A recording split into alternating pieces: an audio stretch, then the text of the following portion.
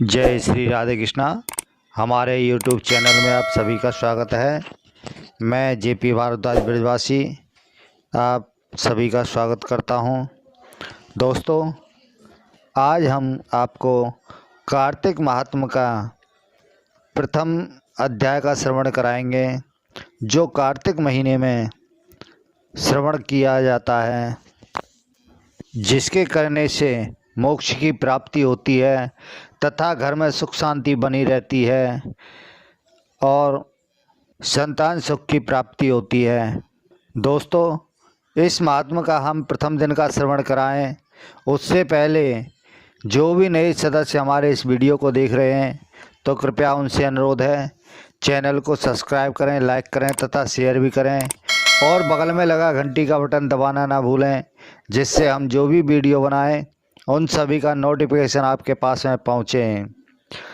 तो दोस्तों, आइए हम प्रथम दिन महात्मा का कार्तिक महात्मा का आपको श्रवण कराते हैं।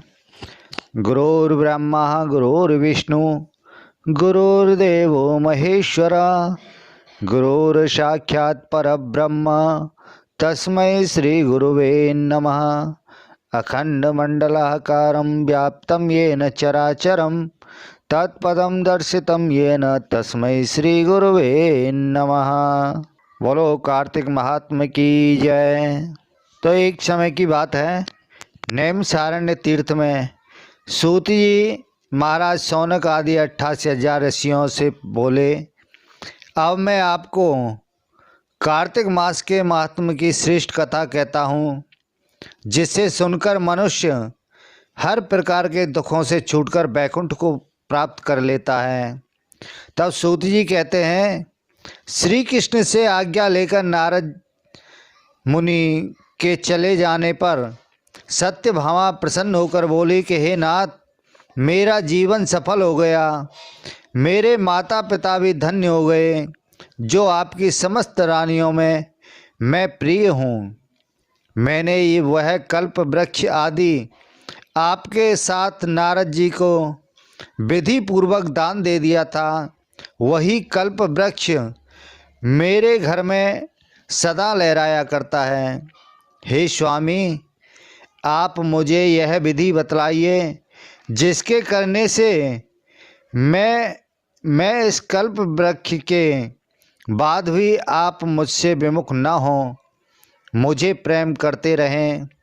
तब सूत जी कथा आगे बढ़ाते हुए कहते हैं कि हे ऋषियों, सत्यभामा की बात सुनकर के श्री कृष्ण भगवान हंसते हुए कहने लगे और उनकी बाँह पकड़कर कल्प वृक्ष के नीचे ले गए और कहा कि अपनी समस्त रानियों में से तुम मुझे प्राणों के समान प्रिय हो। कल्प वृक्ष की तुम्हारी इच्छा की पूर्ति के लिए मैं इंद्र से भी युद्ध को तैयार हो गया था, फिर क्या तुम्हारे प्रश्नों का उत्तर न दूंगा? मैं आपके प्रश्नों का उत्तर अवश्य दूंगा। तब सूत जी कहते हैं कि हे ऋषियों, मैं आपको यह कथा सुनाता हूँ। जब भगवान श्री कृष्ण सत्यभामा के साथ गरुड़ पर बैठ कर के इंद्र के पास स्वर्गलोक को कल्प वृक्ष मांगने को चले गए और इंद्र ने देने से इनकार कर दिया, तो गरुड़ के साथ इंद्र का घोर युद्ध हुआ था।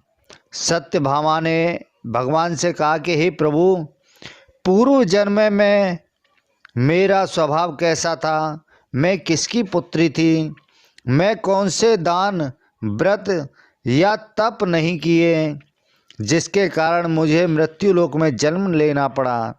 मैंने कौन से ऐसे पुण्य कर्म किए थे जिससे मैं आपकी अर्धांगिनी हुई और आप गरुड़ पर सवार होकर मेरे साथ संसार में विचरते हैं।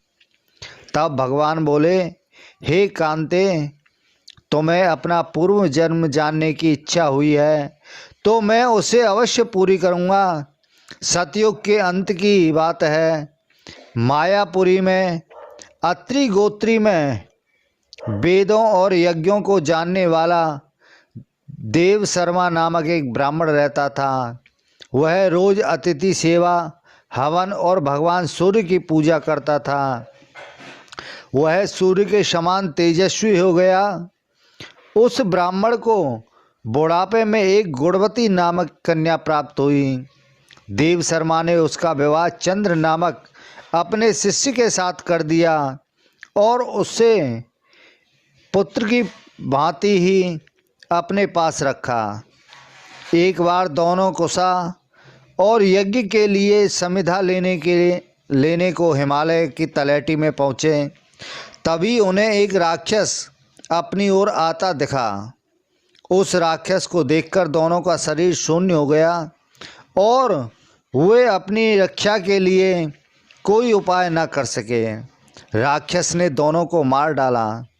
दोनों बड़े धर्मात्मा थे, इसलिए उन्हें लेने मेरे पार्षद आए और उन्हें अपने साथ बैकुंठ लेकर के चले गए। क्योंकि मेरा आजीवन सूर्य की पूजा की थी, क्योंकि उन्होंने आजीवन ही सूर्य की पूजा की थी, तो इसलिए उन्हें बैकुंठ प्राप्त हुआ और मैं दोनों पर बड़ा प्रसन्न था। वे दोनों विमान पर चढ़कर बैकुंठ लोक को पधारे और मेरे पास से दिव्य भोगों का आनंद लेने लगे।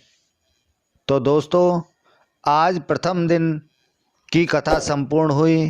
कल हम आपको इससे आगे की कथा श्रवण कराएंगे। बोलो कार्तिक महात्मा की जय। इसी के साथ ही जय श्री राधे कृष्णा।